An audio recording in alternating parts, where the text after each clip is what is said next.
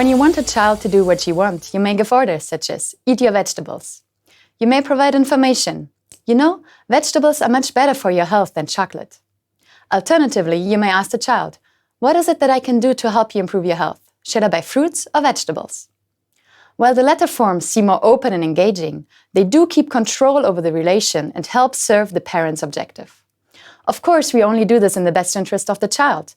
And after all, parents know much better than children what is good for them anyways, right? Well, and if I told you that this is exactly how businesses treat their stakeholders and thereby keep control over them, over us, as their employees, clients, partners, suppliers, local communities? This is precisely what the research that I present to you today is about. Together with Marie-Laure Jellick, we sought to theorize the soft and hidden forms of power in modern business stakeholder relations and how they are normatively justified. In order to reveal these soft but still very consequential forms of power, we propose a new conceptual lens, parentalism.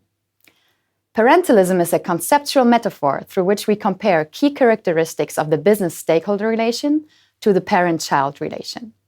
We suggest that business, the parent, influences and controls the decision-making of its child stakeholders. These interventions are sometimes justified with serving the better interest of the stakeholder or with a superior knowledge of business that seeks to educate its stakeholders.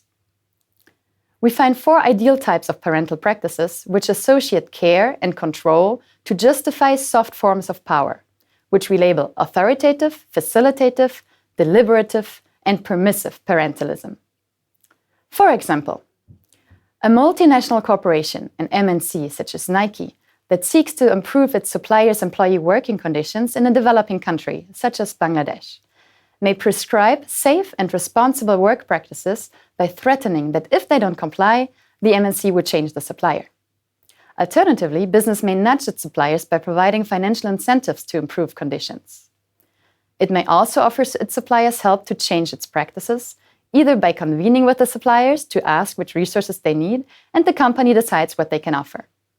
Or the MNC may involve suppliers into the final decision which solutions to adopt to improve working conditions.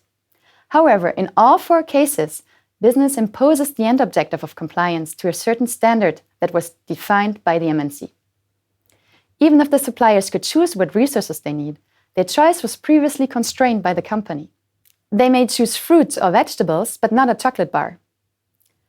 Parentalism draws attention to the unequal structuring of relationships in business-society relations and its justification through normative arguments.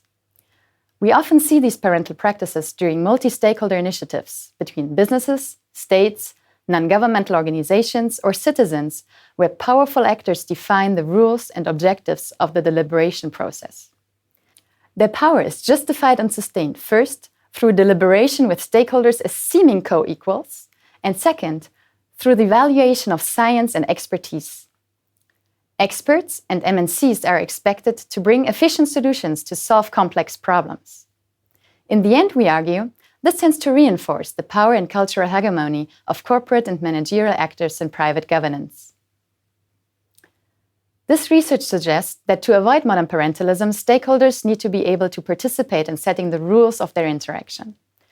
This means participating also in setting the rules of deliberation rather than simply participating in deliberation according to preset conditions. While multi-stakeholder settings, specifically on a transnational level, are increasingly organized according to deliberative democratic ideals, they may still be falling short of these ideals due to selective participation and closed deliberations, whereby the most powerful actor educates the others and keeps control over decisions following deliberation.